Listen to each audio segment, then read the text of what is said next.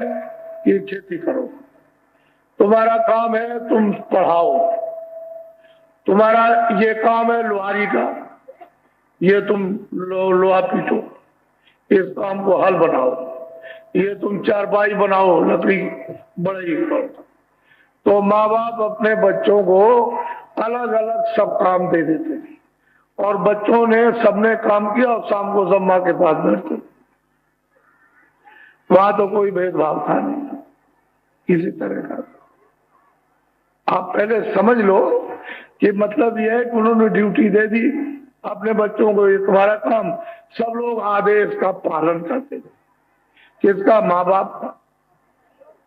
माँ बाप तो बच्चों के लिए पहले ही प्रथम श्रेणी में गुरु, उनका पालन किया। बस शाम को सब आकर के माँ बाप के पास बैठे और वहां मतलब ये है कि कोई किसी तरह का भेदभाव नहीं। जब 1, 2, 4, 10, 5, 15, 20, 50, 100 जब पीढ़ियां हो गई तो आप अपने को जब बुद्धि मलिन हुई और अच्छे काम का बुरे काम का बोध नहीं रहा, ज्ञान नहीं रहा, तो आप नाई वाले से घृणा कर ले, छोटी जात है, उसी अपने भाई को छोटी जात। ये कपड़े धोता है भंगी है, यदि धोबी है, ये मैला उठाता है तो ये भंगी है। तो आपने छोटी जात करके काम की जाति बना दी। अब आप उसमें फंस। पहले तो कोई जाति थी, पहले तो आदमी था, जाति थी, कोई जाति नहीं थी। तुमने शास्त्रों को तुमने देखा ही नहीं, शास्त्रों को और आध्यात्मिक विज्ञान तुमने प्राप्त ही नहीं किया। अब तुमने सब छोड़ दिया। न तुमको मालूम अच्छा काम क्या, न तुमको मालूम बुरा काम क्या, न तुमको ये समझ में कि मनुष्य किसका नाम, इंसान किसको कहते हैं, ये भी कुछ मालूम नहीं तुमको। तुमको यही पता नहीं है कि जिस पेट से हम पैदा हुए उसमें कौन पैदा हुए। कुछ ये अपनी जो आपने महात्माओं को छोड़ करके दुर्दशा कर डाली है, इसका कोई अच्छा परिणाम थोड़ी, आगे तो और भी खराब होने वाला। अभी तो आपने कुछ दुर्दशा नहीं देखी, ये तो आगे बहुत भयंकर दुर्दशा आने वाली है। इसलिए हमारे पास सब लोग आते, हमको देखो आप, हम किसी से कोई घृणा करते, आप हमको देखिए, आप लेन में बैठे रहे, आप हमको देखिए मतलब निगाह से और सोचिए कि हम किसी से घृणा करते। जैसे डॉक्टर कोई गया, उसने देखा नब्ज पकड़ी, उसने कहा वो तुमने ये बीमारी है, तुमने ये खाया, ये बीमारी है।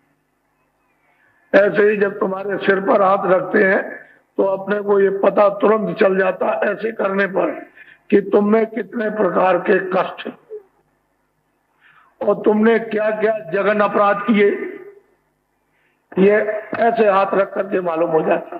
करंट में कोई देर लगती है, ऐसे किया फट मार देगा, ऐसे किया बस सारे शरीर को एकदम से कंपायमान कर देगा। क्या देर लगती है? तो तुमको तो ये मालूम नहीं कि बाबा जी आपको छूते हैं तो कोई बात तो है इसमें, आप तो जानते नहीं, तभी तो तुम्हारी तकलीफें समझी जाएंगी। नहीं तकलीफ कैसे समझी जाएगी? तुमने क्या प्रकार की तकलीफ है और तुमने क्या क्या कर्म किए हैं, तो उसी की तो दवा आपको मिलेगी। तो आप तो ये सब जानते नहीं, तो हमको आप देखिए, हम तो कोई भेदभाव किसी से कोई हो, कोई आदमी हो, कोई इंसान, हमसे तो कोई भेदभाव नहीं। तो आपको ये जानना चाहिए, थोड़ा बहुत भी अगर विचार करो तो थोड़ा बुद्धि को काम में ले लो। बुद्धि ऐसी चीज है आपको मनुष्य शरीर में कि इससे बड़ी चीज और कुछ है नहीं। अगर बुद्धि अगर हटा दी जाए तो तुम आदमी किस बात के? तो बुद्धि का दुरुपयोग कर रहे हो, उसकी वजह से हम लोग सब हैवान, जानवर, पशु, पंछियों का काम कर रहे हैं। तो ये चारों तरफ से जो आपने एकदम से दरवाजे खोल लिए कि चले आओ बीमारी, चली आओ ये, चली आओ धोखा, चले आओ झूठ, चले आओ फरेब, गाली गलौज, मार पीट, ये सब, तो आपने सबको, काम को, क्रोध को, लोभ को, मोह को सबको अंदर में बसा लिया। अब वो आपको क्या किए हुए तबाह किए एकदम। तो हम आपके बीच में रहते हैं, ये लोग कहते हैं आकर महाराज बड़े कष्ट, बहुत तकलीफ, बड़ी बीमारी हो गई, बच्चा बीमार हो गया, स्त्री बीमार, 50,000 लगेगा ऑपरेशन में, डॉक्टर ने कह दिया 50,000 लगेगा, कहां से जाए, बहुत बच्चों का पालन पोषण, भोजन और कपड़े नहीं पूरे मिलते, क्या करें, मर जाए, क्या किया। तो दुआ मांगते, आशीर्वाद कहते, आशीर्वाद दे, दुआ दे, दया दृष्टि कर दीजिए। तो मैं इनकी बातें बड़े ध्यान से सुना करता हूं। ऐसा नहीं है कि आपकी कोई बात सुनूं और फेंक दूं, तो मुझे आपकी बात को सुनकर के तकलीफ होती। साधु वही है कि दूसरे की तकलीफ को देख करके उसका हृदय द्रवित हो जाए, उसके लिए सोचने लगे कि इसका कष्ट कैसे जाए। तो असल चीज यह है कि बड़ी तकलीफ। फिर ये कहते हैं कि घर में झगड़ा, बहुत मुकदमे, अब तुम उधर चले गए उस तरफ को, तो वहां मुकदमे में उस घेरे में फंस गए, अब वहां से निकल नहीं सकते हो, तो फंसा दिया। दौड़ते रहो, आते रहो, जाते रहो, आते रहो, समय खराब होगा आपका, वहां जाओगे बर्बाद होगा, दिन भर बैठे रहोगे, ऐसे करके खाओगे पियोगे नहीं, ऐसे शाम को कह दिया जाएगा जाओ, 2 महीने में तारीख पड़ गई या 15 दिन में पड़ गई, तो आने का खर्चा, जाने का खर्चा, दिन भर बैठे रहो ऐसे भूखे प्यासे, और मतलब ये घर का काम छोड़ दो तो 1-2 मार झगड़ा, घर घर का झगड़ा, भाइयों का झगड़ा, पड़ोसियों का झगड़ा, इनका झगड़ा, छोटों का बड़ों का, ये झगड़ा, फिर ये बीमारी आप बताइए। फिर ये कहते हैं महाराज हमारे ऊपर बड़ा सरकारी कर्जा हो गया है, हमारी जली हुई जमीन और हमारा जानवर नीलाम चढ़ गए, ये अगर चले गए तो मतलब ये हमारे बच्चे कहाँ, तो क्या करेंगे। ऐसी दुआ आशीर्वाद दे दो कि ये लिखा हुआ मिट जाए। देखिए उनकी बात को समझिए, लिखा हुआ मिट जाए, क्या ब्याज और कर्जा सब मिट जाए। ये वैसे कोई बड़ी बात नहीं है, लेकिन ये है किसी किसी के लिए, किसके लिए, जो भक्त होता। अब तुम तो कोई बात मानोगे नहीं, तो तुम्हारी भक्ति किस बात की। जब कोई आप बात नहीं मानेंगे, आदेश का, जो आपको आदेश दिया जाएगा उसको सुनोगे नहीं, समझोगे नहीं, मानोगे नहीं, तो फिर कैसे काम होगा। अगर बच्चा भी घर में लायक है और आदेश का पालन करता है तो माँ बाप प्यार करते हैं, और वो माँ बाप कहते रहे और बच्चा कुछ ना करे तो कौन उसे प्यार करे। ये तो तुम्हारे घर की ही दशा है। तो इतना बड़ा संकट जो आप पर, तो हम उसको ध्यान से सुनते हैं, ऐसा नहीं कि हमने ऐसे ही फेंक दिया, हम तो बहुत दिनों से विचार कर रहे हैं इस बात। तो मेरी मोटी बात को ध्यान से सुनो। जितने लोग आए हो, तुम हिंदू मुसलमान, छोटे बड़े अमीर गरीब, इससे हमको कोई मतलब नहीं, कोई जाति हो, हमारी तरफ से कोई जाति नहीं, हमारी तरफ से तो मनुष्य जाति है। इंसान मतलब यह है कि और नहीं। अगर कहीं धोबी की दुकान शहर में लगा ले और कपड़े धोए तो उसको कोई नहीं कहेगा चले जाओ धोबी के पास, वो बैठा हुआ उस चौराहे पर। अगर कोई ब्राह्मण नाई का काम करे और सबके बाल बनाए तो लोग कहेंगे जाओ नाई के पास जाओ बाल बना लो। तो काम की आपने क्या रखी है, जाति। उसकी जाति नहीं थी लेकिन काम की जाति। अब नाई है, धोबी है, बढ़ई है, लोहार है, तो ये मास्टर है, तो ये मतलब ये है, तो ये काश्तकार है, इस तरह से नाम रखिए। बाकी जाति कुछ नहीं। आदमी था, अरे भाई जब तुम आए थे, पैदा हुए थे, तब तो तुम्हारा कोई नाम नहीं था, तो नाम तुम्हारा रखवाया गया कि भाई तो एक शकल है, उसका नाम क्या है, कल्लू, रामदीन, ये मोहम्मद नूर, ये नाम रखा गया। तो मतलब ये है कि पहले तो कोई नाम नहीं था, तुम किस जाति के हो, तो कह लगे भाई कोई नहीं, तो जिसके यहाँ रहोगे वो कहोगे भाई उसी जाति के होंगे। मनुष्य की कोई जाति, मनुष्य है। इसकी जात को ऐसे अपने व्यवस्था के लिए आपने नाम रखा, व्यवस्था के लिए। जहां दफ्तर नहीं है, दफ्तर खुल गया तो दफ्तर का नाम रख दिया कि इसमें ये काम होता है। अब ये खेती है, आप मतलब एक आप काम करते हो तो ये खेती है, अनाज पैदा करती है, तो नाम रख दिया। वैसे मनुष्य की कोई जाति नहीं है, काम। इसी को कर्म प्रधान विश्व रचना, कर्म ही प्रधान, अच्छा उसमें हो बुरा, दो ही काम है। वो मतलब ये है कि उसी से ये टिकाव है। अगर कर्म आपका अच्छा बुरा छूट जाए, पाप और पुण्य, तो यहाँ तुम एक मिनट नहीं रह सकते हो। फिर इसी का ये सब झगड़ा है बंधन में होता। तो मैं आपको दोनों बातें बताऊंगा। एक तो तुम्हारी आत्मा के कल्याण के लिए, क्योंकि सब चाहते हैं कि हमारा आत्म कल्याण हो जाए, और एक शरीर कल्याण, शरीर लाभ के लिए। तो सभी चाहते हैं कि भाई शरीर का लाभ हो जाए, दुख दर्द चला जाए, बीमारी संकट चला जाए, गरीबी लड़ाई झगड़ा चला जाए, उसकी भी आपको दवा दूंगा। आप घबराते क्यों? लेकिन जितने लोग यहाँ पर आए हुए, 1 पैसे 2 पैसे 4 पैसे आने दो आने, तुम्हारी बीमारी में, तुम्हारे इसमें, तुम्हारी गरीबी में, तुम्हारे बच्चों को इनमें उनमें जितनी भी तुम्हारी तकलीफ होगी, उसमें 1 पैसे से 2 आने तक फायदा होगा। आप क्यों घबराते हो? हम तो फायदा करने के लिए आए, नुकसान नहीं। अब तुम वो अगर कुछ दिया जाए और तुमको लेने नहीं आता है तो दे दिया तो ऐसे फेंक दोगे, और क्या करो? जब उसका मूल्य नहीं मालूम है आपको तो आप क्या करोगे? ऐसे लिया फेंक दिया, तो लेने नहीं आता। अगर महात्मा कुछ दुआ दे, कुछ आशीर्वाद दे, कुछ दया करे, कुछ कृपा करे, कुछ मेहरबानी करे, तो आपको लेने नहीं आता, बस हो गया था। तो ये भारत, ये ऋषियों मुनियों महात्माओं का देश था। इसमें आप मतलब रहते थे, वो सबको बांट के रखते थे। सब लोग मतलब ये है कि स्वस्थ रहते थे, सब लोग प्रेम से रहते थे, मान भी था, सम्मान भी था, मोहब्बत भी था, प्यार भी था, एक दूसरे के सब काम आते थे, अतिथि सत्कार होता था। कोई भूखा, कोई प्यासा, कोई किसी जात से क्या मतलब, मनुष्य होना चाहिए, उसको भी आपके छत्तर छाया में शरण मिलती थी, पेट भरने को भोजन मिल जाता, तन ढकने को कपड़े मिल जाते। तो हमारा भारतवर्ष का जो मानव बड़ा उदार था, उदार था, यानी बहुत उदार।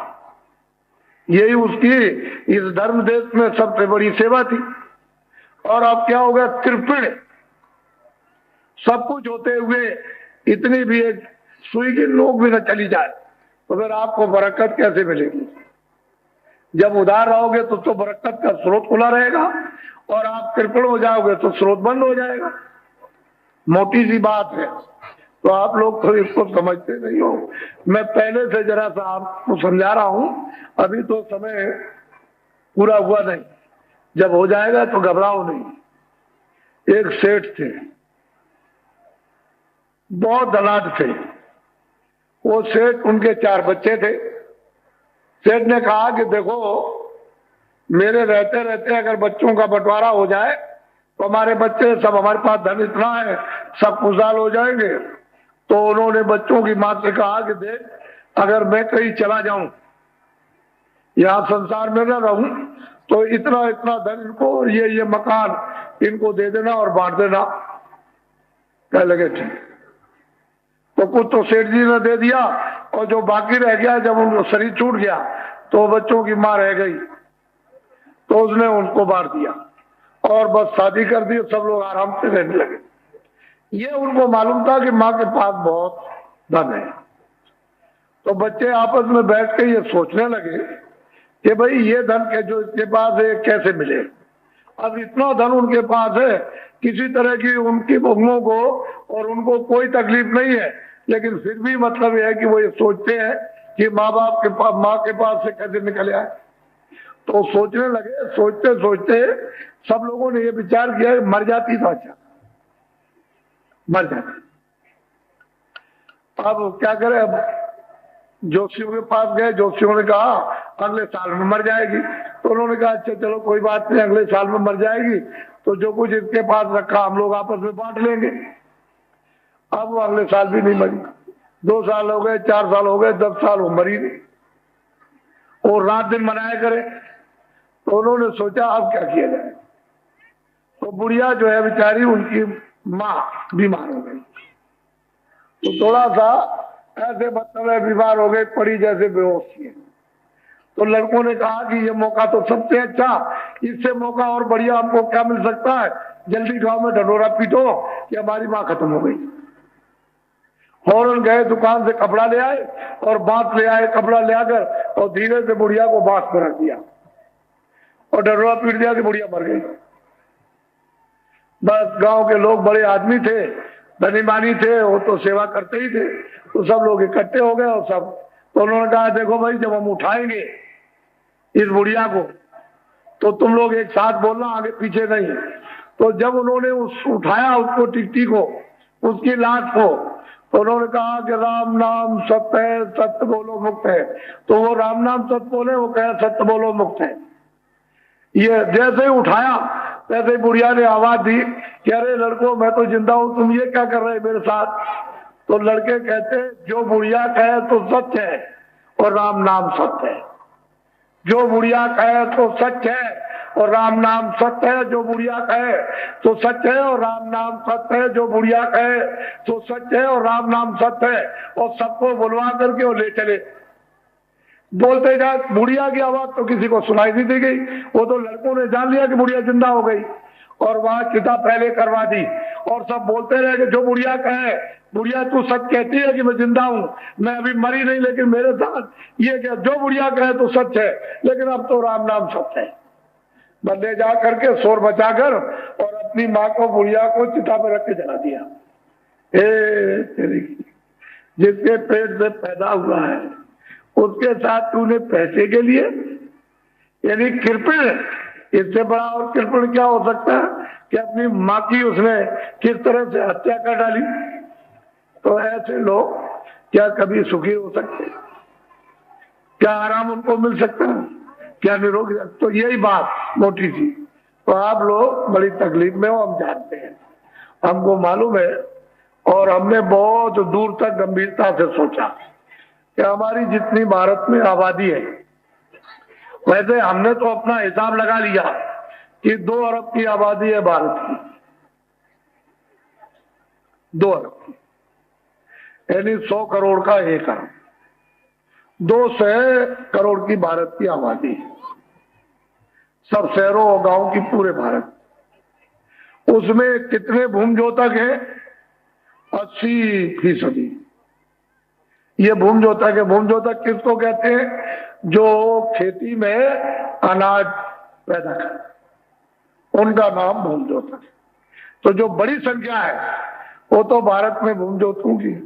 पहले शुद्ध नाम भूमजोतकी था, पहले दूसरा कोई नाम नहीं था, भूमजोतकी नाम शुद्ध था, और वो सबके लिए था, कोई भी हो जो भूमि जोत करके अनाज पैदा करता है, भूमजोतक। तो ये मतलब ये एक शुद्ध नाम। इतनी बड़ी संख्या आपकी भारत में कि आबादी की 80% भूमि से, तो तुम तितिर बितिर 3 के 13 इधर उधर उधर उधर इधर उधर भग गए। तुम अगर एक जगह पर बैठ गए होते और तुमने कुछ अपना निश्चय और निर्णय कर लिया होता और बुद्धि का उपयोग किया होता कि हमको तो इतना बड़ा अधिकार मिला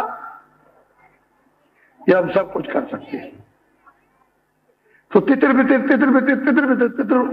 अरे लोभी आदमी, तुमको मालूम है लोभ जो होता है वो सब व्याधियों का मूल है। तो तुम उस लोभ में फंस गए, इधर से मिल जाएगा, इधर से मिल जाएगा, घर का भी कमा दिया, अब मारे मारे फिरते हो, कहीं कोई तुमको पूछने वाला नहीं है।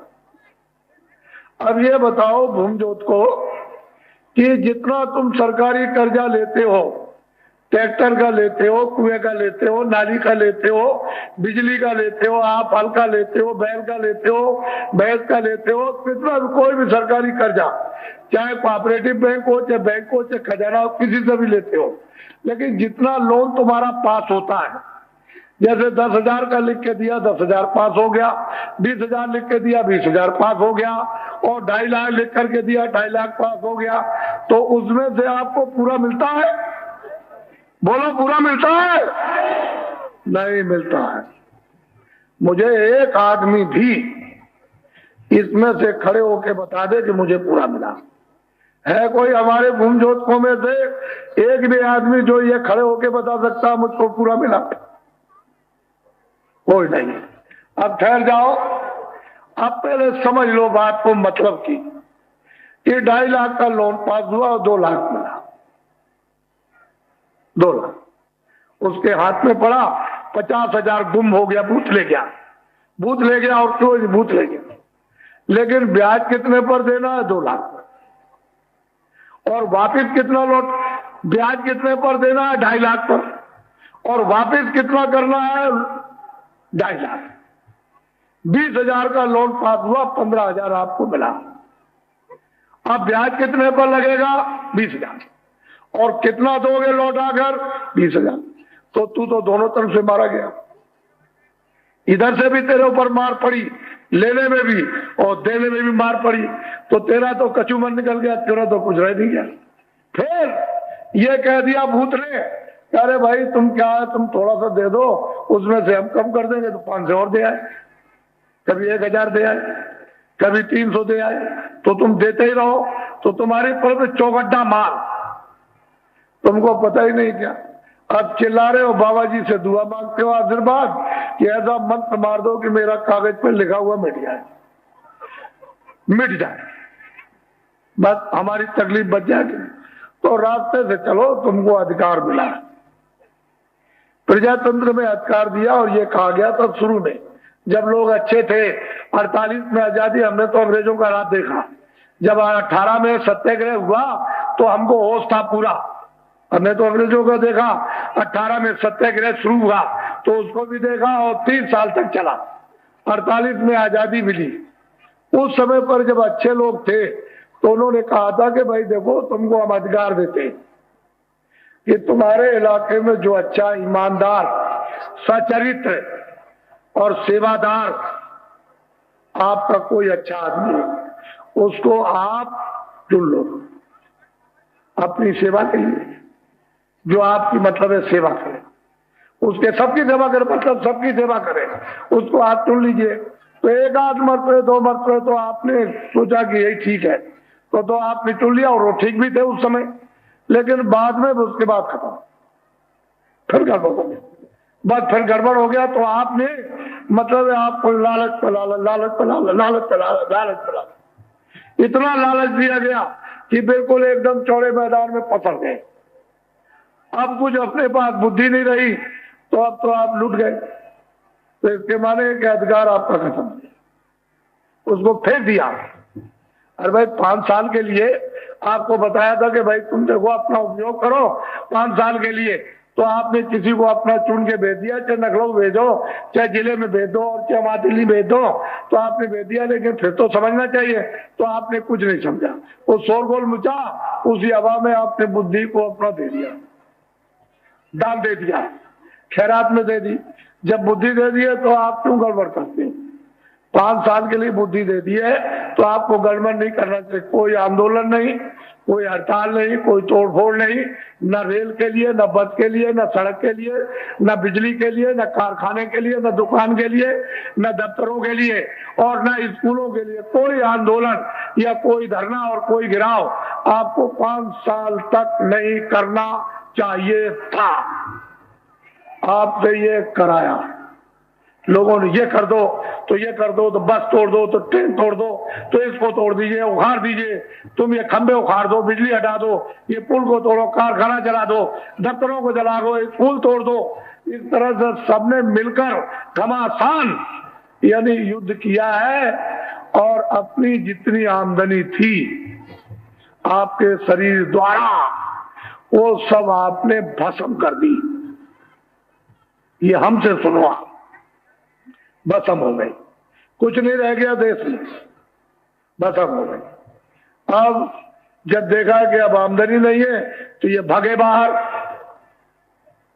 और कहा कि हमारा देश बड़ा गरीब है और जंगल और पहाड़ है बहुत गरीब और छोटी छोटी जनता रहती है बड़े गरीब, तो हमको कर्जा दे दीजिए। तो बाहर से कर्जा धुआंधार यानी बेशुमार, आपने पूछा भी नहीं और कर्जा ले आए। अब वो तो वो जाने कर्जा ले आए कि उसका ब्याज भी नहीं दे सकते।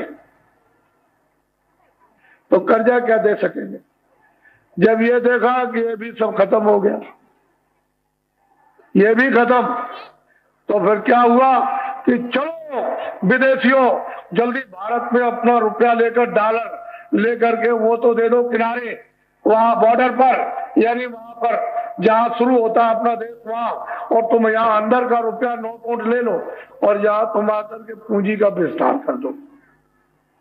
ये आवाज तुम सुन रहे हो चारों तरफ, मैं भी सुन रहा हूं, मैं कोई पागल थोड़ी हूँ और कोई ऐसा थोड़ी गुफा में रहता हूँ, मैं तो बीच में रहता हूँ, सुन रहा हूं। लेकिन सही बात तो ये तो ये मुहूर्त नहीं था, विदेशियों को लाने का ये मुहूर्त नहीं था कि चले आओ पूंजी का विस्तार करो। तो आपको मतलब ये क्या है, और आप बराबर कहते हो कि ये हो जाएगा, ये हो जाएगा, ये हो जाएगा, कुछ नहीं होगा, तुम्हारा देश नाश हो जाएगा और तुम नाश हो जाओगे।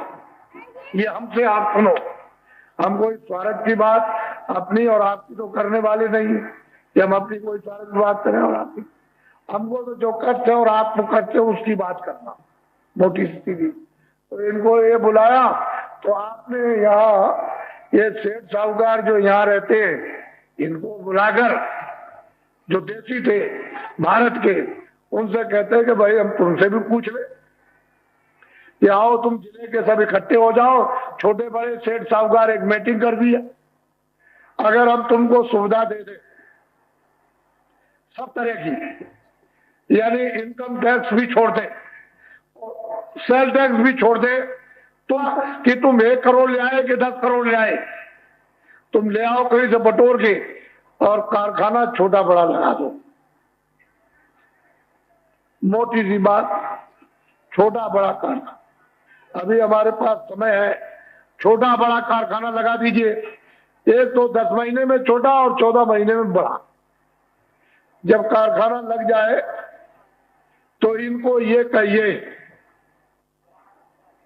कि देखो मैं तुमको सब सुविधा देता हूं, अब तुम पर कोई इनकम टैक्स नहीं लगेगा और न कोई सेल टैक्स लगेगा, तुम ये कारखाने लगा करके तैयार करके, और जितने भी ये बच्चे पढ़ रहे हैं भूम जोतकों के और औरों के स्कूलों में, इनको नौकरी और काम दे दो, बस मोटा काम, मोटा सा। तो आपने तो किसी ने इस पर आज तक नहीं सोचा। जब ये बताया गया कि भाई जिले में 80 मतलब एक कारखानों 100 में कारखानों में 80 बंद हो गए, तो सारे देश के अंदर में 80% कारखाने छोटे बड़े बंद हो गए, तो वही घर बैठ गए जो नौकरी करते थे मजदूरी, तो इनके बच्चों को बच्चा किधर काम मिलेगा। तो ये बच्चे चिल्लाते हैं कि डिग्री मिल गई, ये मिल गई, ये मिल गई, और कोई नौकरी, कोई ऐसा काम, कोई दुआ, कोई आशीर्वाद दे दीजिए जल्दी में, नहीं तो मैं तो मरा, घर में खेती नहीं, 1 बीघे में क्या हो सकता, शादी हो गई, घरवाली कहती है बाहर जाओ कहीं कमा के ले आओ, तो ये बच्चे भी परेशान बेहद, और जो पढ़ रहे हैं उनके लिए अंधेरा, क्योंकि जनशक्ति को तो काम मिलेगा नहीं, नौकरी और मजदूरी मिलेगी नहीं, और ये बाहर के जो आ जाएंगे विदेशी सेठ साहूकार, तो देखेंगे तुम्हारे कारखानों में क्या बनता है, अच्छा है, कितना अच्छा है, कितना घटिया है, और कितना क्या दाम का, सब देख लेंगे, तो अपने कारखाने लगा करके इससे अच्छा बनाएंगे और बढ़िया बनाएंगे और सस्ता, यानी मुनाफा नहीं लेंगे, दाम के दाम में सटासट निकालेंगे।